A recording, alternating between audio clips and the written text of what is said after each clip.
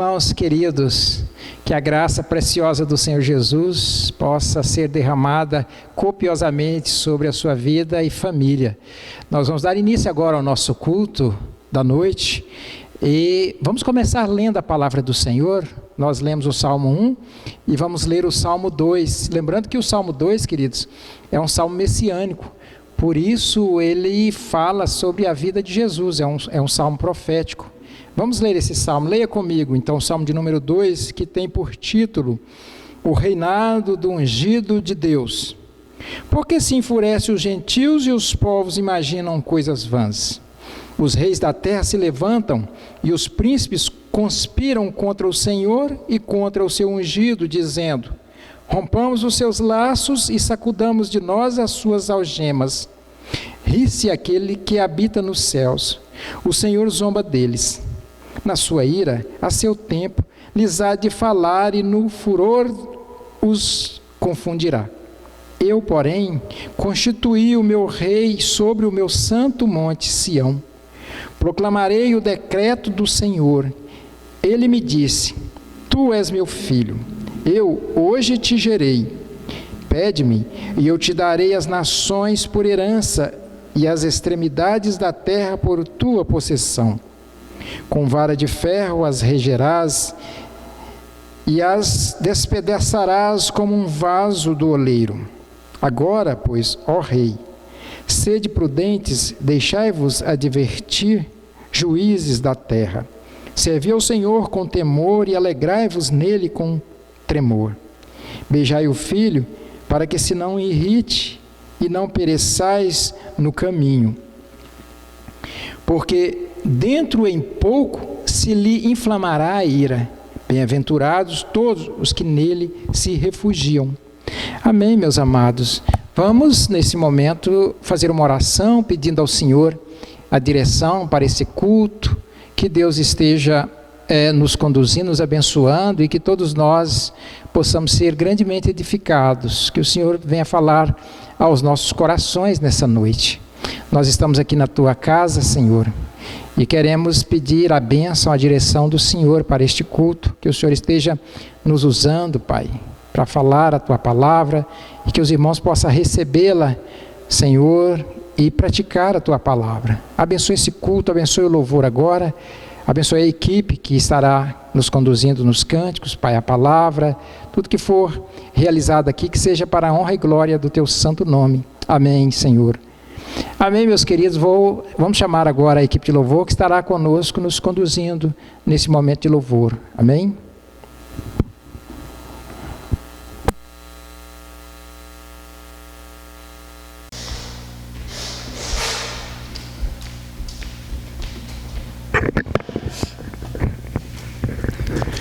Graça e paz, amada igreja. Louvemos ao Senhor em nome de Jesus com a música Me Derramar. E que tudo seja feito para a honra e glória do Senhor Jesus. Amém.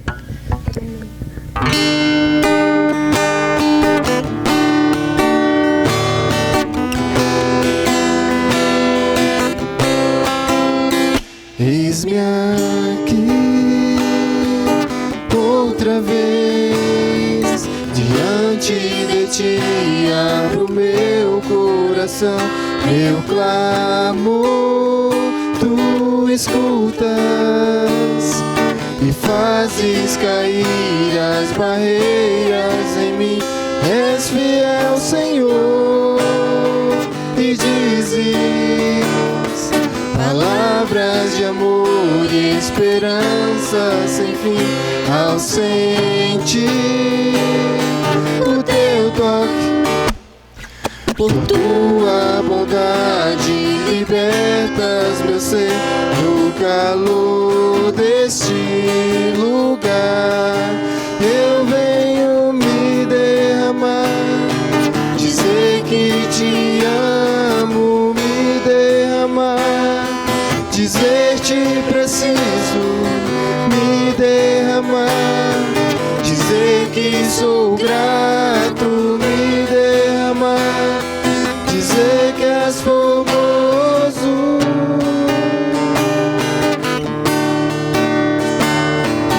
Glória a Deus, toda honra e toda glória seja para o Senhor. Eis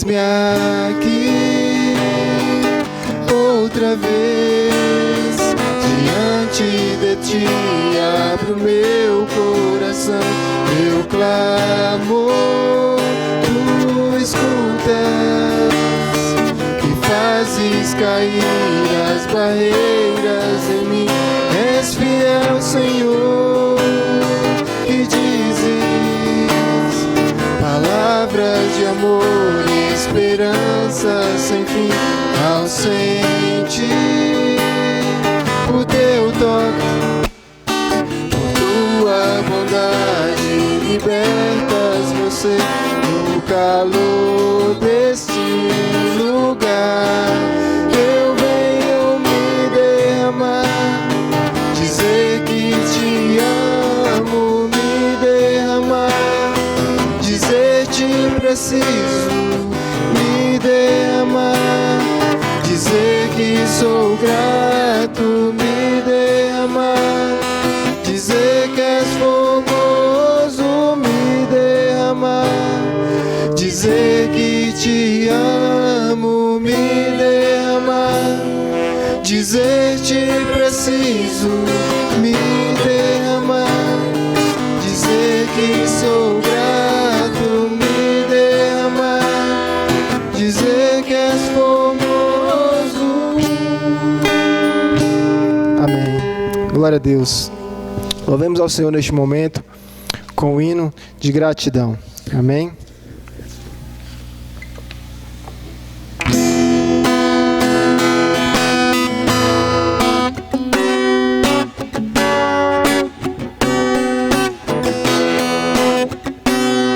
Graças te dou por tudo que me deste, primeiro a salvação em meu Jesus.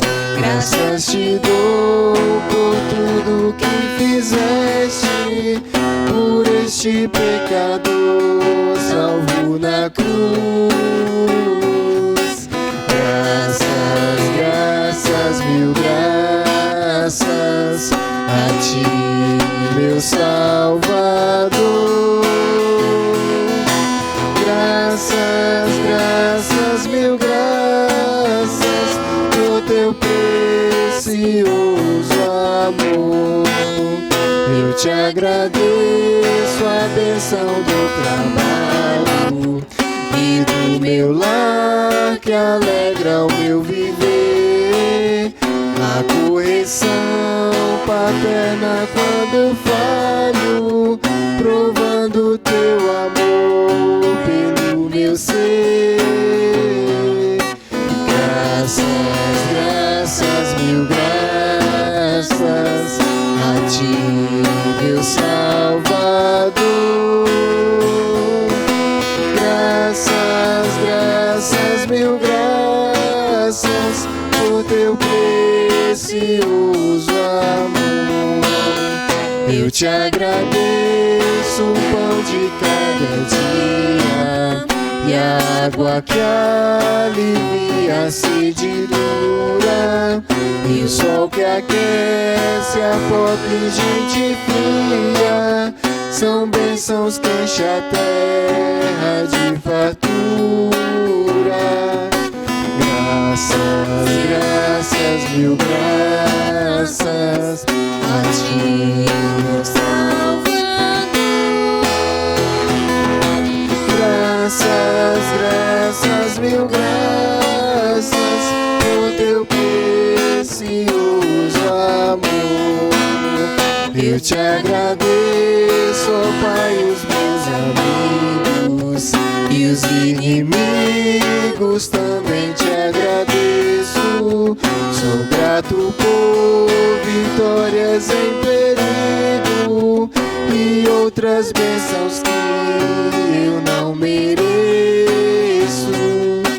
Graças, graças, mil graças a ti, meu Salvador. Graças, graças, mil graças por teu precioso amor. Glória a Deus. Aleluia. Vou passar a palavra para o pastor Onofre. Amém. Obrigado.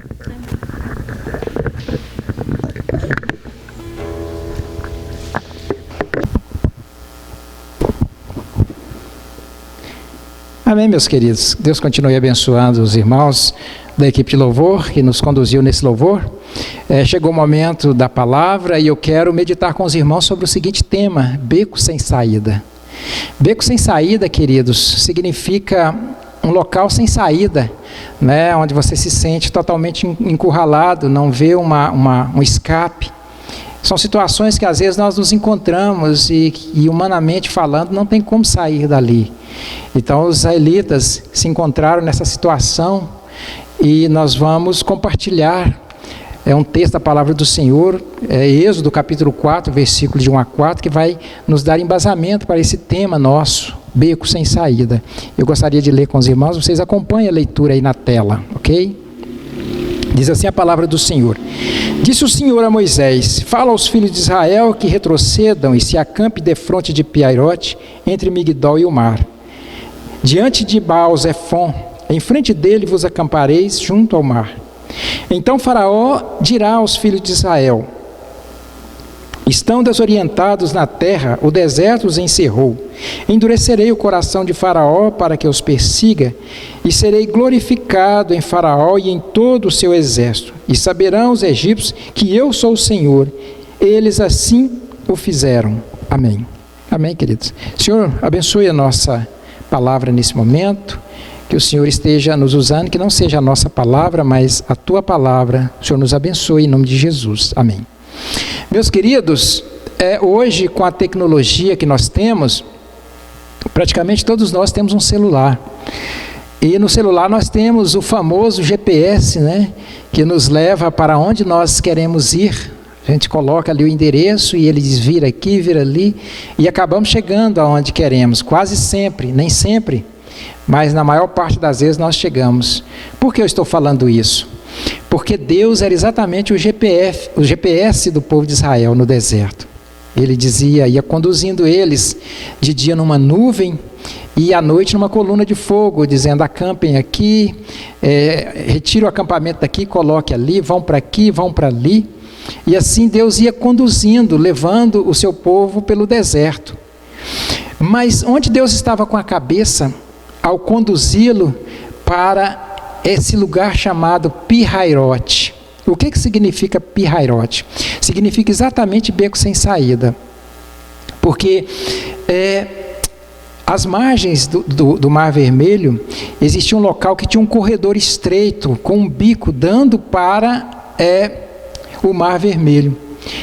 Dos dois lados, duas paredes de pedra, e na frente o mar e atrás o deserto. Era realmente um local muito vulnerável, que ninguém em situação de risco deveria estar. E o Senhor manda exatamente o seu povo para aquele local, para o beco sem saída, para Pi-Hairote. É interessante que muitas vezes Deus manda, ordena que pessoas que Ele ama vá para o deserto.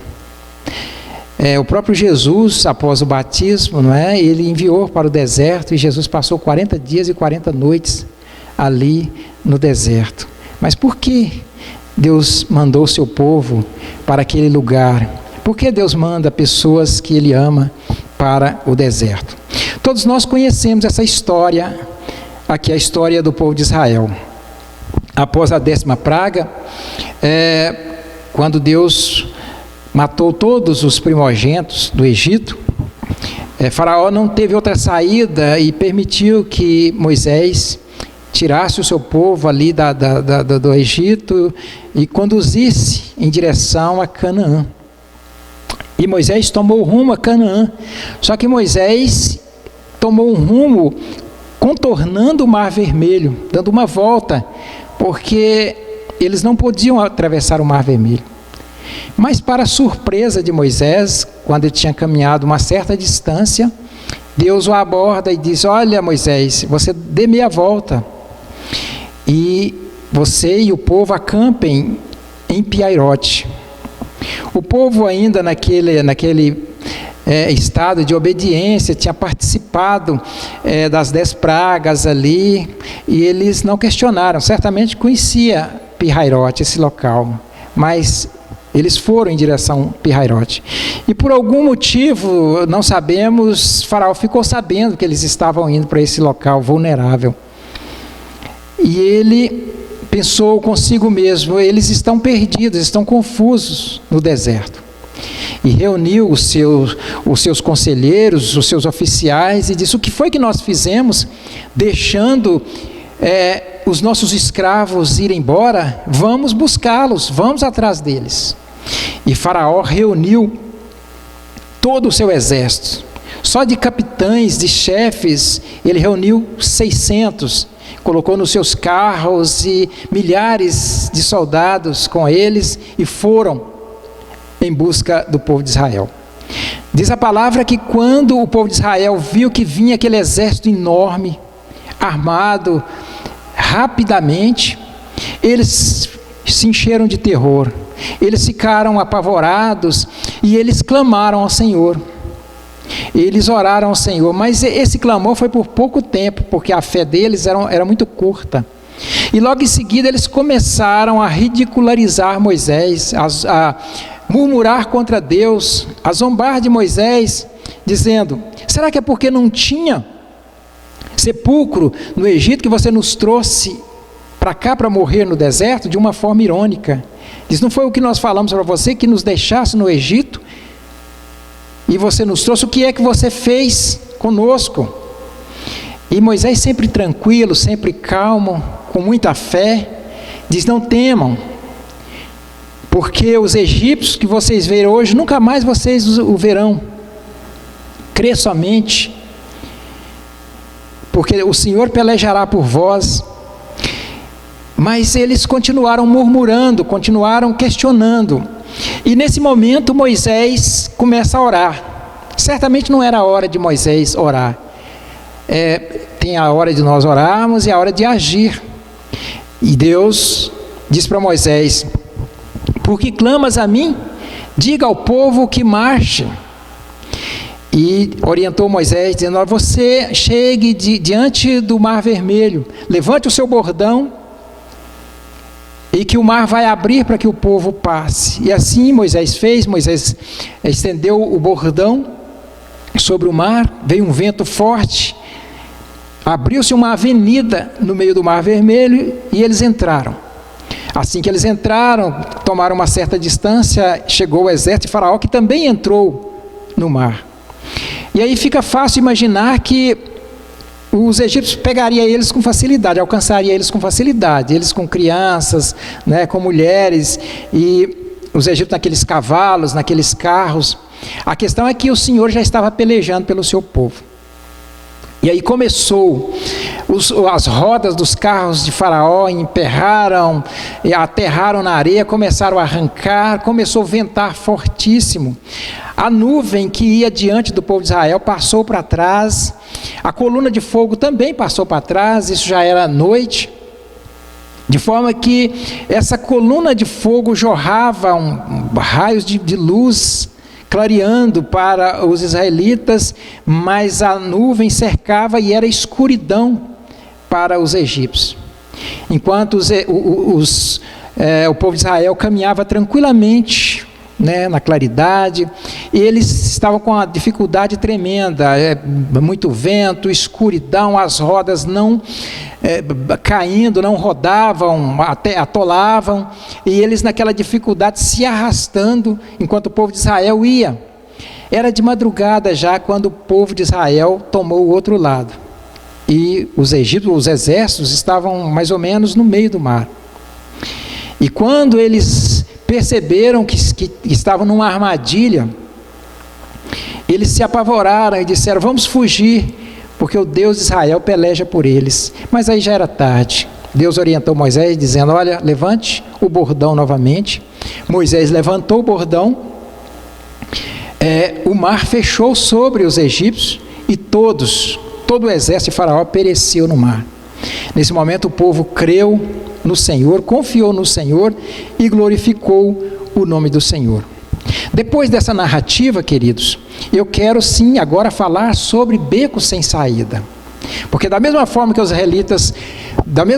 israelitas, muitas vezes nós nos encontramos em um beco sem saída. Mas beco sem saída, em primeiro lugar, é o lugar onde Deus nos leva. Olha o verso 2, porque no verso 2 mostra exatamente Deus ordenando que o povo dele vá para o beco sem saída, para esse lugar de provação. Verso 2 diz assim: fala aos filhos de Israel que retrocedam e se acampem defronte de Pi-Hairote. Mas, meus queridos, para que ele nos leva e quais são os seus propósitos? Por que ele nos leva para um beco sem saída, para uma situação dessa? Em primeiro lugar, ele nos leva para o beco sem saída para mostrar a sua grandeza e a sua glória. Isso está no verso 4. No verso 4 ele explica isso, que é para mostrar a sua grandeza e a sua glória. Olha, endureceu o coração de Faraó para que os persiga, e serei glorificado em Faraó e em todo o seu exército. E saberão os egípcios que eu sou o Senhor. Eles assim o fizeram. Então veja bem, os egípcios tiveram que reconhecer que o Senhor era Deus, que o Senhor era grande, que só existe um Deus.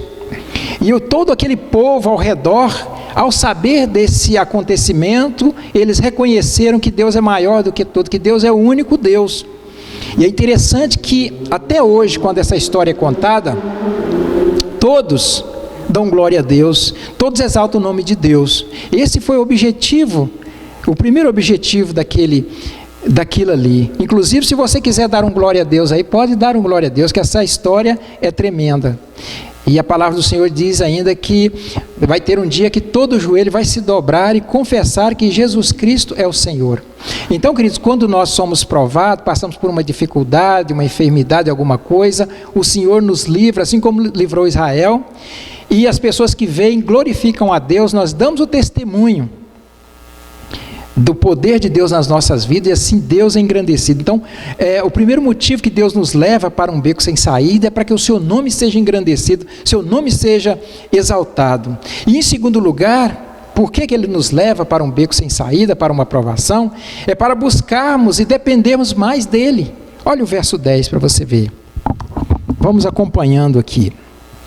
No verso 10 está escrito o seguinte: e chegando Faraó, os filhos de Israel levantaram os olhos, e eis que os egípcios vinham atrás deles, e temeram muito. Então os filhos de Israel clamaram ao Senhor. Então os filhos de Israel clamaram ao Senhor. Quando eles viram que vinha o exército, eles clamaram, eles buscaram o Senhor. Pena que a fé deles era muito pequena, porque logo eles começaram, como nós já vimos, a murmurar, não é? A questionar e a ridicularizar Moisés. Mas o objetivo, quando Deus nos prova, é para que possamos depender mais dele, buscar ele. Infelizmente, tem crentes, irmãos, que só lembra de Deus, só busca a Deus, só se comprometem com Deus quando passa por uma provação, por uma luta, por uma tribulação. Aí ele se aproxima de Deus. Tem um ditado que diz que tem crentes que só olham para os céus quando ele está num leito de enfermidade. Então Deus, às vezes, tem que nos disciplinar, nos provar para que possamos aproximar dele, para nós nos dependermos totalmente dele, nós cremos. O que ele quer na realidade é que confiemos nele. O beco sem saída nos fortalece e edifica. Quando nós passamos por uma provação, nós somos tratados, e é isso que Israel precisava ali, ser tratados, para adentrar na terra prometida, eles precisavam ser totalmente tratados, e às vezes nós precisamos ser tratados. E aí eu pergunto a você, queridos, será que Deus precisa de colocar você numa situação difícil para você orar, buscar Ele, depender dele totalmente? Bom é nós não precisarmos disso, de passar por um momento difícil, mas beco sem saída é o lugar que Deus nos leva exatamente com esse propósito, de expressar a sua grandeza, de nós dependermos totalmente dele. Mas beco sem saída não é apenas o lugar que Deus nos leva. Beco sem saída é o lugar em que Deus nos prova. Deus provou Israel. Deus levou o povo de Israel para aquele local exatamente porque ele queria provar, para ver se eles confiavam plenamente nele. Porque eles iriam encarar o deserto e ali teria que ter fé. Foi exatamente o que eles não fizeram, né? Eles murmuraram, inclusive não entrou na terra. Mas Deus queria exatamente ver se eles realmente confiavam, dependiam completamente do Senhor. O Senhor estava provando eles, ou seja, o Senhor levou eles para o deserto e o Senhor provou eles ali. Mas por que Deus nos prova? Por que Deus nos prova? Porque é na prova que revelamos quem somos realmente. É na prova que nós nos tornamos conhecidos. É que nós, no sofrimento, na luta, na tribulação, porque quando está tudo bem, aí é muito fácil, não é? Mas e na dificuldade? Quem nós somos? Tem crentes, queridos, que na dificuldade, ele ao invés de aproximar de Deus, ele afasta de Deus, ele não aceita o tratamento, ele não aceita a disciplina, e ele afasta.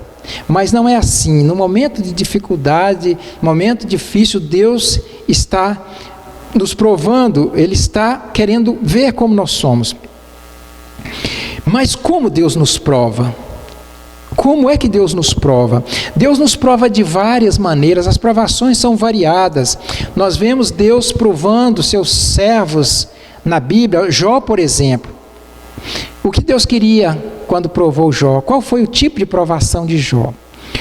Deus permitiu que Satanás provasse Jó para mostrar para Satanás que ele tinha um homem na terra que o servia só porque ele é Deus, não por nenhum interesse material, por nenhum interesse, mas porque Deus é Deus. Ele queria mostrar para Satanás e para a posteridade que existia um homem íntegro, um homem que servia a ele, e Jó foi realmente íntegro, e Jó não envergonhou a Deus em nenhum momento, e foi grandemente abençoado, como vocês sabem. Outra pessoa que foi provado na Bíblia foi Daniel, e Daniel foi provado na bonança e na dificuldade, porque quando Daniel foi para a Babilônia, ele foi promovido lá em vários cargos, e ele ali longe, não é, dos seus pais, ele poderia, não é, dizer, vou aproveitar o máximo aqui agora e tudo mais, mas ele permaneceu fiel ao Senhor em toda a riqueza, né, bonança, cargo alto, isso não subiu para a cabeça dele, e ele permaneceu fiel, homem de oração que orava 3 vezes ao dia. E aí veio a provação da dificuldade, porque se ele continuasse orando, se ele continuasse buscando o Deus dele, se ele continuasse com integridade, ele seria lançado na cova dos leões, e ele preferiu ser lançado na cova dos leões. Aquilo ali, Daniel estava sendo provado, a sua fidelidade a Deus, a sua integridade estava sendo provada, mas ele permaneceu fiel, e assim como Jó, ele foi grandemente abençoado, duplicou, triplicou as suas bênçãos, os seus bens. Da mesma forma, Mesaque, Sadraque e Abednego, seus amigos também foram fiéis, não é? Ali não se curvaram diante de um ídolo e preferiram ser lançados na fornalha de fogo e foram também grandemente abençoados. Eu me lembro da igreja primitiva, dos primeiros crentes também, que não quiseram negar Jesus. Foi dito a eles que amaldiçoassem Jesus, que negassem Jesus, eles foram mortos por dentes de feras, queimados, torturados, mas em momento algum negou o Senhor. E você diz, mas qual foi a recompensa deles? Aqui na terra nenhuma, mas imediatamente eles foram estar com o seu Senhor, lugar onde olhos nunca viram e ouvidos nunca ouviram. E eu pergunto a você, querido, será que você ou eu passaríamos na prova, assim como Jó, como Daniel? Será que manteríamos integridade, fidelidade ao nosso Deus, independentemente do tipo de provação? Então, queridos, Deus nos leva para um lugar, para um beco sem saída, para um momento de prova. Nem sempre é o Senhor que nos leva, mas muitas vezes é Ele que nos leva. Então Ele nos leva, ali Ele nos prova. Mas beco sem saída é o lugar em que às vezes falhamos com o Senhor, infelizmente. Infelizmente, nem sempre somos como Jó, como Daniel, e muitas vezes somos como Israel. Olha o verso 12, para vocês verem que Israel falhou com o Senhor. Israel não passou nessa primeira prova. O verso 12 diz assim, Não é isso que te dissemos no Egito? Eles falando para Moisés: deixa-nos para que sirvamos os egípcios, pois melhor nos fora servir os egípcios do que morrermos no deserto. Então eles, por um pequeno momento, quando eles viram os carros de Faraó, eles oraram ao Senhor, mas a fé deles era muito curta e logo eles não passaram na prova. Infelizmente, eles não passaram na prova. Diante do primeiro obstáculo, o povo quer voltar atrás, se entregar ao medo, à murmuração, à descrença, à ingratidão. Foi isso que eles fizeram. Mas quando é que falhamos? Quando é que nós falhamos? Nós falhamos quando nós agimos como os israelitas. Queremos voltar atrás, sentimos saudade da nossa vida anterior, sentimos medo descontrolado, murmuramos contra a vida, contra Deus, descrença, ingratidão, esquecemos das bênçãos que o Senhor nos concedeu, das grandes bênçãos, somos ingratos ao Senhor e assim não cumprimos, não vencemos a prova. Mas é necessário, queridos, porque o Senhor exige fé. No momento de provação nós temos que confiar, Ele quer que nós confiemos nele, Ele exige essa fé, isso que Ele queria. Ele queria que os israelitas confiassem, crescem nele, porque eles iriam precisar muito dessa fé. E Ele quer que nós confiemos nele, porque nós também temos desertos pela frente. E Ele não quer que fiquemos prostrados no deserto como os israelitas, murmurando, questionando dele. Ele quer que passemos o deserto de cabeça erguida, confiando nele, vindo as lutas, as tribulações e tudo mais, e nós passando por cima de tudo. Ele exige fé. Olha o versículo 15 para vocês verem. Disse o Senhor a Moisés: por que clamas a mim? Diz aos filhos de Israel que marchem. Por que você está clamando a mim, Moisés? Não é hora de clamar, agora é hora de marchar. Marchar para onde? Se dos dois lados, pedra, naquele corredor, de frente o mar e atrás os egípcios, o exército dos egípcios, marchar para onde? Eles deveriam erguer a cabeça, mirar o mar e marchar, porque o Senhor havia ordenado que eles fizessem isso. Me lembro daquele cântico: se o mar não se abrir diante de mim, Deus vai me fazer andar por sobre as águas. Você tem falhado com o Senhor, meu querido? Você é como Jó ou como os israelitas? Será que somos como Jó ou como os israelitas? Então, queridos, Deus nos leva para um lugar difícil, um momento de provação. Ali Deus nos prova e ali muitas vezes falhamos com o Senhor. Mas beco sem saída é o lugar onde Deus peleja por nós e nos dá a vitória. Deus deu a vitória para o povo de Israel ali. Apesar deles falharem com o Senhor deu a vitória para eles. Deus pelejou pelo seu povo e lhes deu a vitória. Ou seja, Deus abriu o mar vermelho, Deus destruiu aquele exército, Deus os protegeu e eles atravessaram aquele mar sem nenhum arranhão. Então Deus deu a vitória para eles. Deus provou, mas Deus deu a vitória. Deus não dá a provação que nós não suportemos, mas junto com a aprovação vem a vitória, diz a palavra do Senhor. Deus nos dá a vitória. Deus peleja por nós e nos dá a vitória. O nosso Deus abre caminho onde não há caminho, queridos. Abre porta onde não há porta. Ele pode reerguer o indivíduo. Para quem tem fé, beco sem saída, tem saída. Então, o Senhor sempre, Ele nos dá a vitória no beco. Nós não ficamos prostrados no beco, na provação.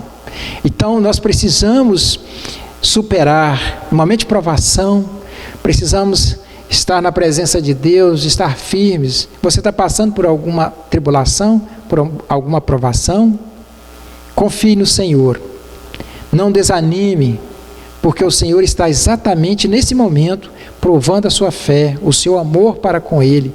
Lembre de Jó, se inspire em Jó, que em momento algum murmurou contra o seu Deus e manteve a sua integridade e humilhou Satanás.